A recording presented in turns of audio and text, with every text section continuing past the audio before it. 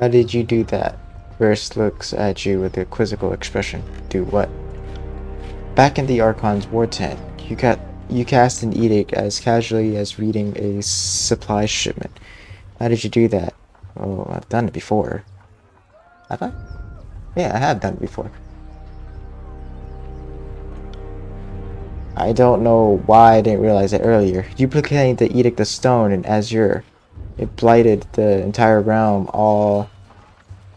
the all to destroy the rebellious Archon. I can't believe that was you. Conquest, that was me, alright. Call me impressed. Considering that you've read the words of Kairos more than once, I'm surprised that you're even alive to tell of it. Your vocal cords should have turned to ash by now. I'm not trying to make you feel uncomfortable. It's just worth recognizing what you've done. Not only are you Tunon's fate binder, you're the mouthpiece of the Overlord. Gives me plenty of reasons to stick around. You're going places, and I want to see where they lead. That's enough for now. If you say so, I have some questions for you. What do you need? Hmm. The Scarlet Chorus is mostly for madmen and peasants with rusty daggers. Or who were they would be more appropriate. Three Whispers, Red Geyser, and Seeking Sheath. Best fighters I've ever met. There wasn't a foe we couldn't take down together. Our fighting styles complemented perfectly, so we divided up the killing work like bards sharing a song. At least we used to. She presents a solemn salute. Tell me about Three Whispers. She was as calm as the surface of a pond, and light on her feet. More than one foe tripped and fell on their own blade due to the Whispers. Due to Whisper's crafty footwork. Verge lets her gaze slip away from you as a fleeting mote of sorrow steals her attention. Tell me about Red Geyser. A one-woman siege breaker. She would launch herself at her foes like a battering ram. Not even this favored phalanx could have withstood that dumb suicidal wench. Carlos's eyes, but she was something to behold. Verge slams her fist into her palm. Tell me about Seeking Sheath. That girl could pass the spear through 12 rings from the far side of the battlefield. Kairos helped any foes who approached her marching single file. She made a game of spitting as many soldiers as possible on the same javelin. What happened to them? We were scouting around Vendrian as well during the siege, back when we only suspected the guard of organizing in secret. My sisters and I came upon a group of them, or Kairos knows, maybe they found us. No one said anything. We drew iron and bronze. That was when everything went wrong. I was supposed to take point and occupy the guard with the dance blade work. Something disorienting while my sisters picked their marks. I hesitated.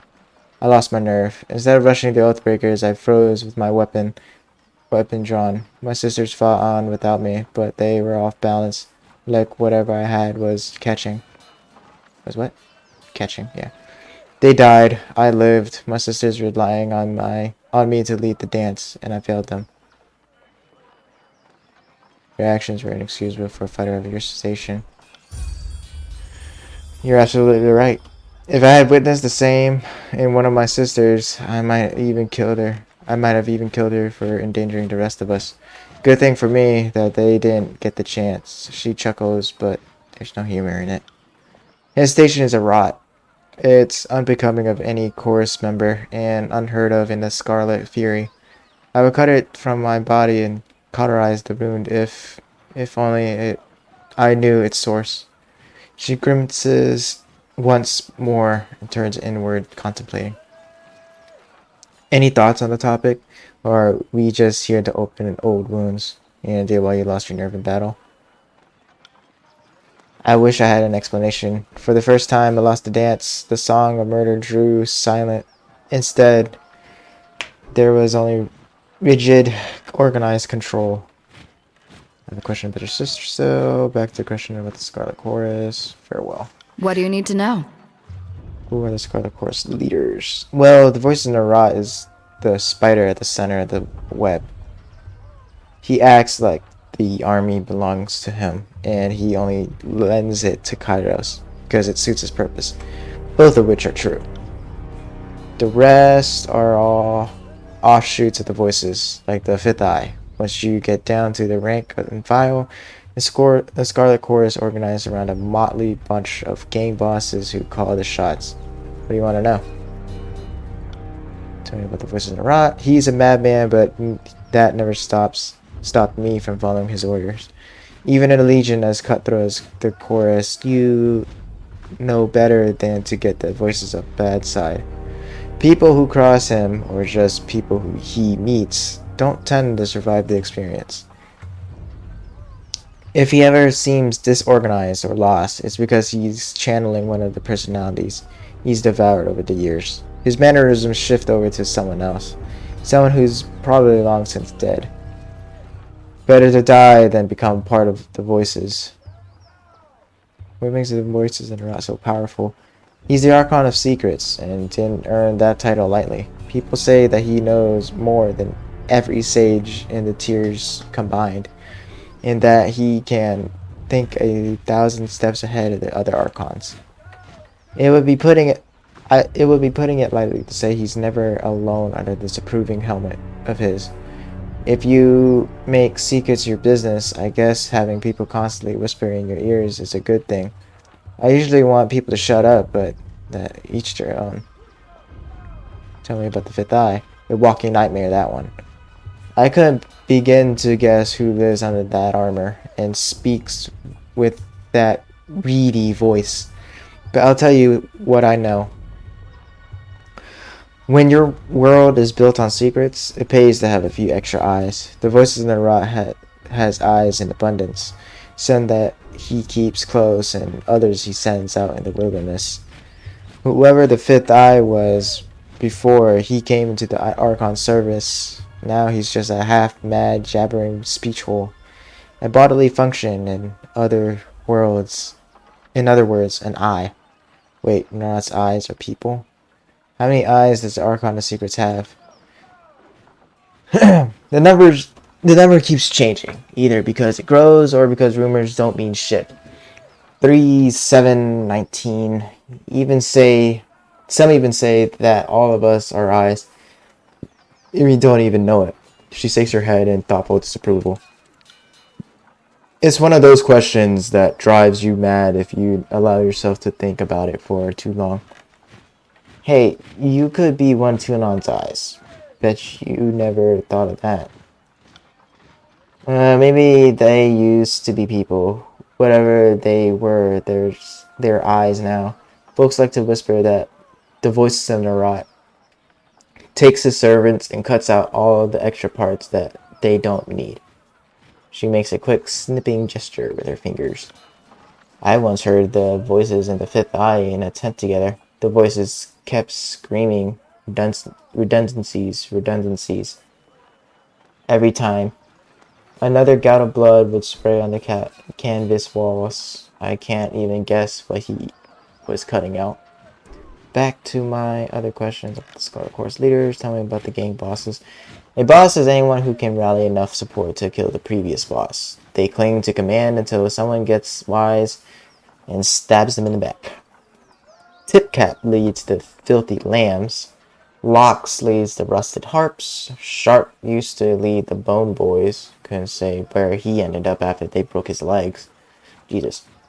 Waterwheel orders around the hairy hunters. Halls for shit leads the lazy Mulkins. Then Scurvy Queen, Finger Food, and Wild Gash collectively lead the ladies of perpetual strangulation. Those are some freaking names, man, I can tell you that much. Jesus. I'm forgetting at least a dozen more. I've even led a gang or two in my day. They never survived very long, so no point in getting attached. You led a gang? Don't act so surprised. I can crack a whip better than any of those daisies at the disfavored labor camps. But I was never that interested in the power struggle of those grunts and scabs in the middle. I wanted to stand on the top like an apex predator. Here I am. So when I got tired of a gang, I disbanded and let the other bosses fight over the new recruits. That much amused me, at least. Some of my old mates are still alive and hanging around wherever they ended up. I like your curiosity. Let me ask you something else. What do you need to know? Ay, ay, ay. Alright, we're gonna go leave now. We'll talk again later. I think that's... What was this? 8 days to Kairos' Day of Swords? What? 8 days? So close.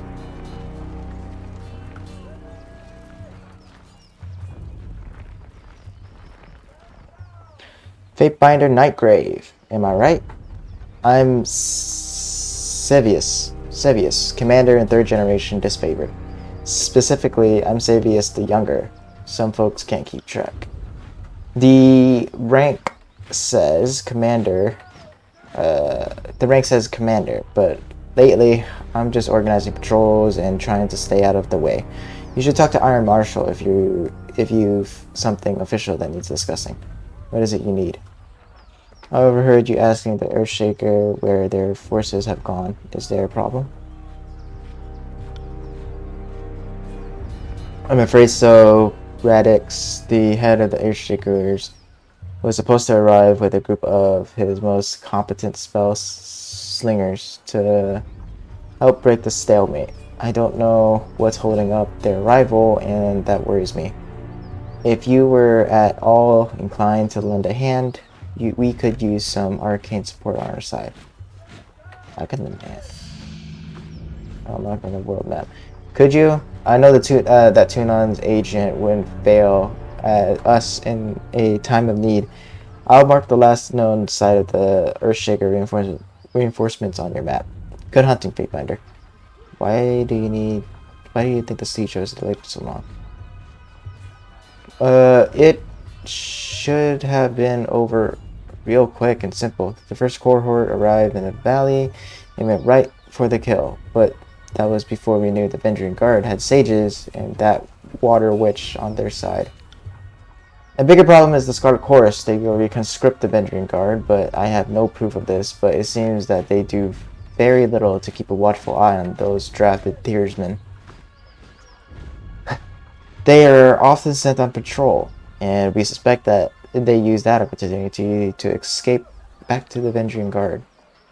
Every chorus conscript has a choice: life under Kairos or death under the army's boots.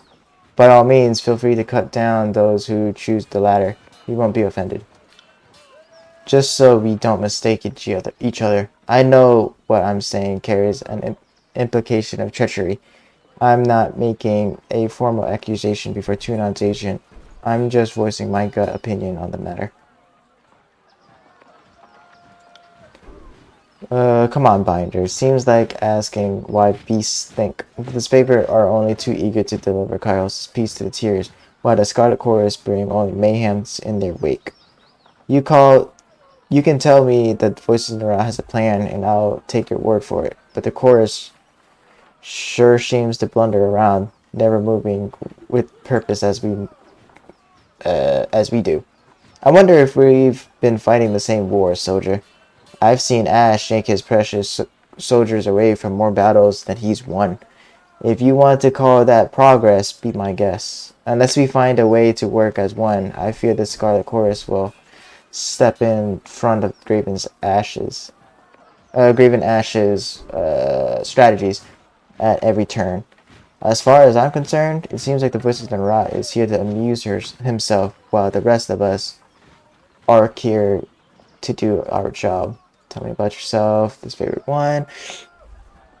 Not much to tell. My father was Sevius the Elder. His father was Sevius the First of his name. Lead Drillmaster of Ash's first Iron Guard back when they were the Bronze Guard. I was born into the Legion, and with any hope, I'll die in the Legion. The rest you will probably hear about when the storytellers immortalize me. Bronze Guard. Let's see. You should be proud of your pedigree. Jesus. Bronze Guard. Well, his day and age was a century ago, and they didn't have Kairos' modern luxuries like iron. So, back then, the Great General's inner council was known as the Bronze Guard. Thanks, but I try not to think about it too fondly. If anything, every time I screw up, I wish I wasn't dragging the family name through mud along with me. And that's it. Cool. Boy, who am I talking to? It was Iron Marshal. That's right. Don't just coddle the impact. Push back with your shield. Push back with your shield. Take the momentum. Iron Marshal. Irenios, field commander of the disfavored, pounds her fist in the air as she calls out to the warriors on the training field. I set eyes on your opponent's waistline. If you spend more than a glance checking his footwork, you've lost. His favored officer turns to you, adjusting her pale golden surcoat as she clears her throat. Need to stay on top of the troops or their skills will rust. It's for their own good, even if they don't believe it. It was mentioned you're short on warriors and need help. What's the situation? I have brigades amassing along Placid, Echo Call, and Little Tooth crossings. The Avenging Guard may be able to hold one bridge, but they cannot hold against a concerted three-pronged attack. I have no right to give you orders, but her words falter, a short cough breaking her flow.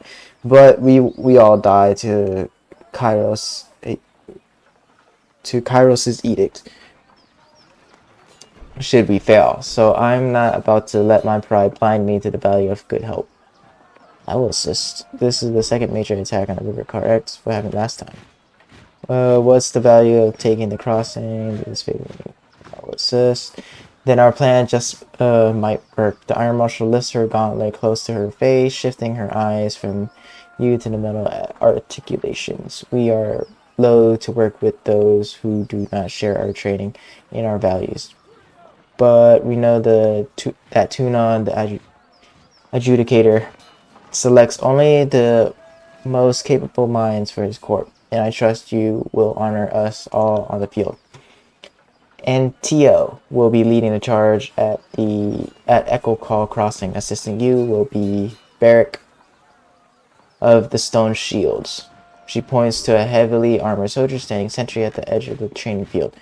Before you ask, no, the forge bond weren't sloshed on Dapleseed when they fitted his armor. He survived the full force of Edict of Storms, and his armor doesn't exactly come off. Tactically, it's quite brilliant, but otherwise, it's something of a curse. Tapping her helmet twice, Marionis signals to the hulking presence. Barrack, come meet the Fatebinder. The soldier that steps up to you better resembles an amalgamation of rusted blades and mismatched pieces of armor, fused into a vaguely human shape.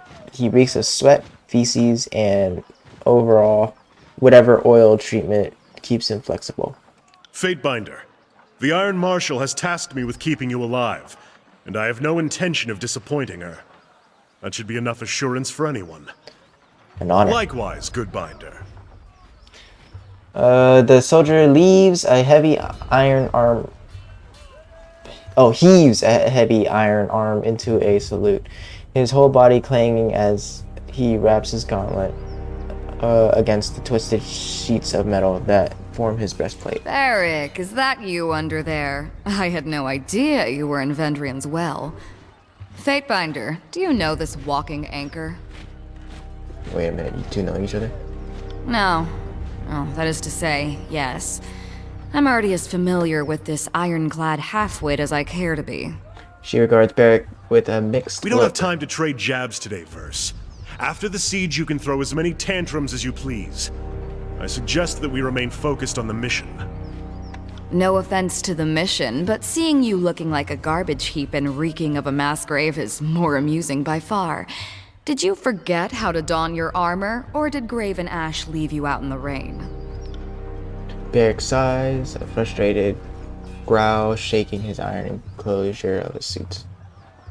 I don't believe we've been acquainted. I know him as well as I know anyone during the conquest.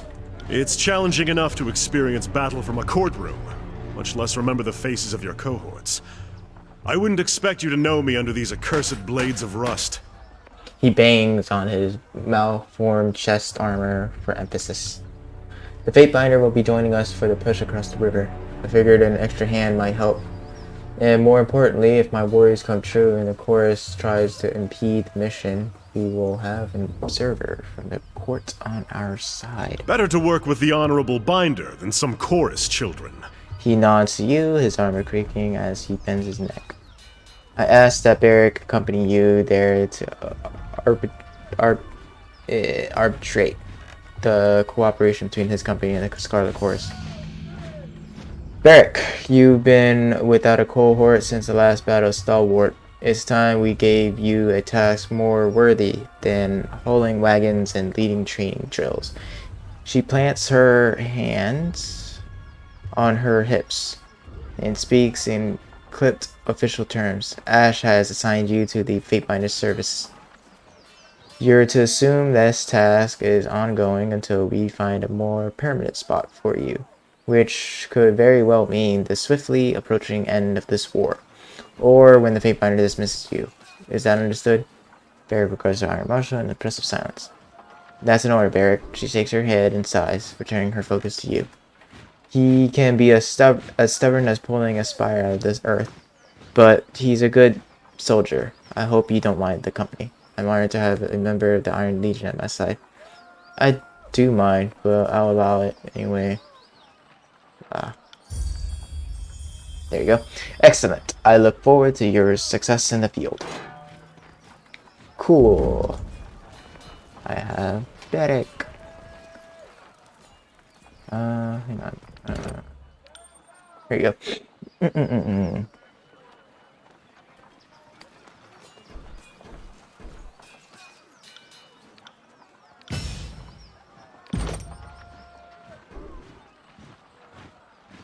Issue a mocking invitation challenging enemies to attack Beric. That'd be useful. Yeah. Always nice to have a good taunt. Alright. Is that it?